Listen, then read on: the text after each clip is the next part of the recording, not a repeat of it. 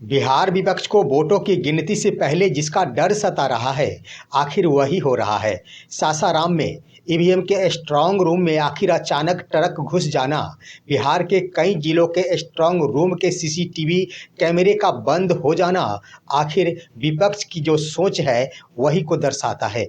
आइए दोस्तों, नमस्कार, मैं हूं आपका दोस्त एसके चौधरी।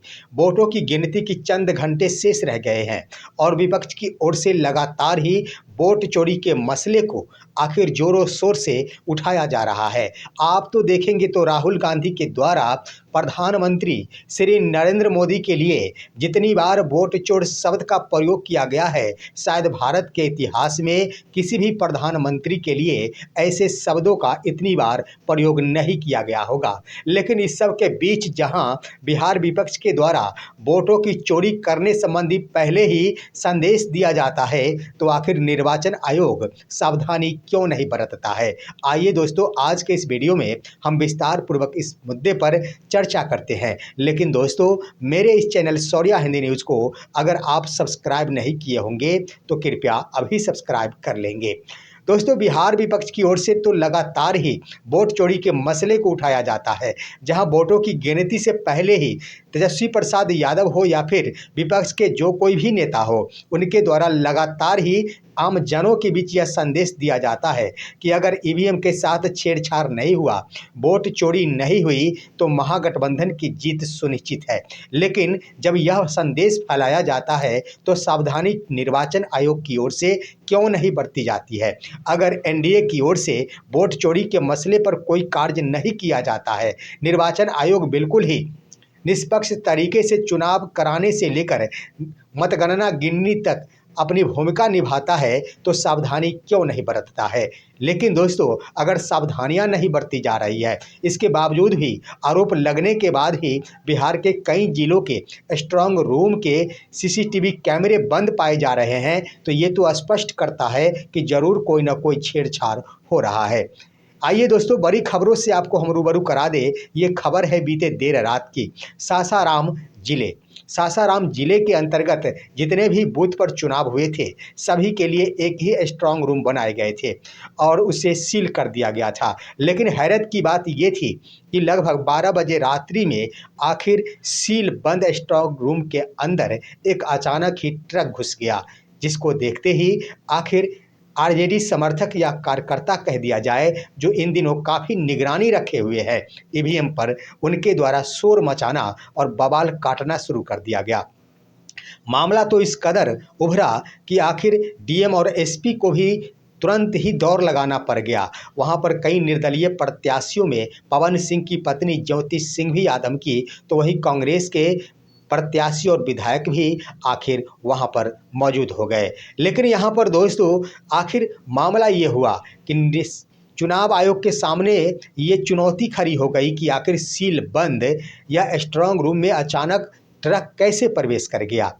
यह तो सवाल खड़ा करता है। लेकिन यहाँ पर साक्ष्य देना मजबूरी बन गई डीएम की ओर से, और उन्होंने उस ट्रक को आखिर पीछे से खुलवाई और खुलने के बाद यह स्पष्ट हुआ कि उस ट्रक पर आखिर खाली बक्से भरे हुए थे। अपने सफाई पेश करते हुए डीएम और एसपी के द्वारा कहा गया कि यह तमाम बक्से 10 नवंबर तक ही यहां आ जाना चाहिए था, परंतु विलंब के कारण यह आज की तिथि में पहुंचा है। जितने भी मतगणना के बाद वीवीपैट या फिर ईवीएम होंगे, यह सभी के सभी इसी खाली बक्से में रखे जाएंगे। इसलिए इन तमाम खाली बक्सों को ट्रक के माध्यम से बुलाया गया है। लेकिन दोस्तों, यहाँ पर सवाल उठ रहा है कि सील जो स्ट्रांग रूम है, उसमें अचानक ट्रक को प्रवेश करने की इजाज़त किसने दे दी। ये तो सवाल उठ रहा है, बहुत बड़ा सवाल है। हालांकि जमकर बवाल काटा वहां पर आरजेडी के कार्यकर्ता, महागठबंधन के कार्यकर्ताओं ने जमकर नारेबाजी भी की, वोट चोर गद्दी छोड़ के नारे जोरों शोर से लगाए। ज्योति सिंह ने तो एक बार फिर से सवाल उठाई कि आखिर ट्रक क्यों प्रवेश हुआ। ये तो बड़ा सवाल खड़ा होता है। दोस्तों, इतना तो जरूर है कि डीएम और एसपी इस पर सफाई देते हुए तमाम नेताओं के सामने आखिर तमाम बक्सों को खुलवाए, जिसमें कोई भी सामग्री नहीं थी। परंतु सवाल ये अभी भी खड़ा हो चुका है कि आखिर यह खाली बक्सा लाया ही क्यों गया था। अगर इन सभी में ईवीएम रखना होता तो इसे तो बाद में भी मंगाया जा सकता था। दूसरी बड़ी बात ये है कि आखिर इन तमाम बक्सों में और खाली बक्सों के आधार पर कुछ और भी तो करने की कोई योजना तो नहीं थी। आज भी यह सवाल बना हुआ है। नेता प्रतिपक्ष तेजस्वी प्रसाद यादव ने इस पर आज भी सवाल उठाया है कि आखिर स्ट्रांग रूम में यह खाली बक्से इतने भारी मात्रा में क्यों बुलाई गई, क्यों लाई गई, ये एक बड़ा सवाल खड़ा करता है। लेकिन दोस्तों, सवाल तो खड़ा हुआ। यह तो मान लिया कि ईवीएम रखने के लिए खाली बक्से मंगाए गए थे, लेकिन आखिर आरजेडी ने ही अपने प्रोफाइल के माध्यम से तमाम वीडियो जारी किए हैं, जिसके अंतर्गत उन्होंने बड़ा आरोप लगाया है कि बीते देर रात से जमुई जिले के स्ट्रांग रूम के जितने भी सीसीटीवी कैमरे हैं वो सभी के सभी बंद है। आखिर क्यों बंद है? साथ ही साथ आरजेडी के द्वारा ये भी कहा गया कि चुनाव आयोग को अगर इसकी शिकायत की गई है तो सिर्फ यही कहा जाता है कि ठीक है, इसे देख लिया जा रहा है और जल्द ही सीसीटीवी कैमरा चालू किया जा रहा है। परंतु तेजस्वी प्रसाद यादव ने यह आरोप लगाया कि आश्वासन मिल जाने के बाद भी आखिर सीसीटीवी कैमरा क्यों नहीं चालू किया गया है। उन्होंने कहा कि सीसीटीवी कैमरा अगर चालू करने में असक्षम है निर्वाचन आयोग, तो आखिर निष्पक्ष ढंग से चुनाव कैसे करा सकता है चुनाव आयोग। दोस्तों, यह मामला जमुई जिले से ही समाप्त नहीं हो जाता। वहां पर भागलपुर जिले में भी ऐसी ही वीडियो सामने आए हैं।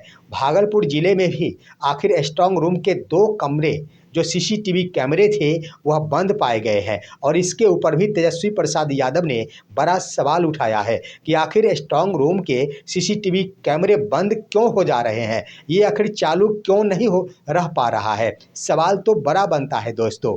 ये तो आपने देख लिया, भागलपुर जिले के 2 कमरे जिसमें ईवीएम रखे गए थे उसके सीसीटीवी कैमरे बंद पाए गए थे। लेकिन मुजफ्फरपुर से भी बड़ी खबर आई, वहां भी अचानक 10 मिनट के लिए सीसीटीवी कैमरे बंद हो गए। आखिर कैसे बंद हो गए? लेकिन इतना ही नहीं, जब कार्यकर्ताओं के द्वारा इसे चालू करने की शिकायत की गई तो लाख प्रयास करने के बाद भी वो सीसीटीवी कैमरा चालू नहीं हो पा रहा था। हालांकि पुलिसकर्मी जो प्रशासन के अंग थे उनके द्वारा बाहर से ही उस सीसीटीवी कैमरे को चालू करने का प्रयास किया जा रहा था, परंतु वह चालू नहीं हो पा रहा था। इसका सीधा अर्थ होता है कि यह बाहर से चालू होने वाला नहीं, इसका मतलब कहीं और से इसे बंद कर दिया गया। तो भला बाहर से कितना ही चालू कर दिया जाए, लेकिन सीसीटीवी कैमरे के तार अगर अलग कर दिया जाए तो यह चालू कैसे हो सकता है। ठीक वही प्रकार मॉनिटर तो शुरू हो रहा था, चालू हो रहा था, परंतु सीसीटीवी कैमरे से तस्वीरें नहीं आ रही थी, सीसीटीवी कैमरे दिखाई नहीं दे रहे थे। तो इस तरह से दोस्तों, यह सीसीटीवी कैमरा बंद हो जाना एक बार फिर से चुनाव की गिनती पर और बिहार में हुए विधानसभा वोटों पर बड़ा सवाल खड़ा करता है। और विपक्ष के द्वारा जो संदेश फैलाया जाता है कि एनडीए वोटों की चोरी कर ही चुनाव जीतता है, निश्चित रूप से यहाँ पर मुहर लगती नजर आ रही है। लेकिन अब तो मात्र चंद घंटे शेष रह गए हैं। एक बात मैं कहना चाहूँगा कि इस बार विपक्ष की ओर से इतनी सावधानियाँ बरती जा रही है कि हर कार्यकर्ताओं को स्ट्रांग रूम पर रात रात भर अपनी निगाहें रखने को कहा गया है। यूँ तो तेजस्वी प्रसाद यादव भी लगातार ही वीडियो कॉल से जुड़े रहते हैं और वीडियो कॉन्फ्रेंसिंग के माध्यम से अपने कार्यालय में जुड़े रहते हैं। साथ ही साथ उन्होंने अपने समर्थकों और कार्यकर्ताओं से अपील की है कि जहां कहीं भी अनहोनी घटना दिखाई दे, ईवीएम से जुड़े मुद्दे दिखाई दे, तुरंत ही वीडियो बनाकर आप टोल फ्री नंबर जो कि पार्टी की ओर से जारी किया गया है उस पर भेजना सुनिश्चित करें और जल्द से जल्द इस पर शिकायत चुनाव आयोग से की जा सकेगी। और ये किया भी जा रहा है दोस्तों। जहां कहीं भी सीसीटीवी कैमरे बंद पाए जा रहे हैं, तुरंत ही इसका वीडियो तेजस्वी प्रसाद यादव के पास यानी महागठबंधन आरजेडी कार्यालय के पास पहुंच जा रहा है। तो एक बात स्पष्ट हो चुका है कि अगर वोट चोरी की अगर थोड़ी भी नियत होगी तो इस बार किसी भी सूरत में कामयाब नहीं हो सकेगा। यहाँ पर कार्यकर्ताओं और समर्थकों को बिल्कुल ही सजग रखा गया है। देखना है चंद घंटे बाद जो वोटों की गिनती होगी उस पर आखिर क्या कुछ होने वाला है। आखिर महागठबंधन की जीत होती है या एनडीए की जीत। लेकिन वोटों की प्रतिशत ने तो स्पष्ट कर दिया कि सरकार बदलने का संकेत दे दिया है। दोस्तों, आज की खबर यहीं तक। आप सभी हमारे इस वीडियो को लाइक कीजिए, अन्य दोस्तों के पास शेयर कीजिए और अब दीजिए अपने दोस्त को इजाजत। हम फिर मिलेंगे आपसे अगले वीडियो में। तब तक के लिए नमस्कार।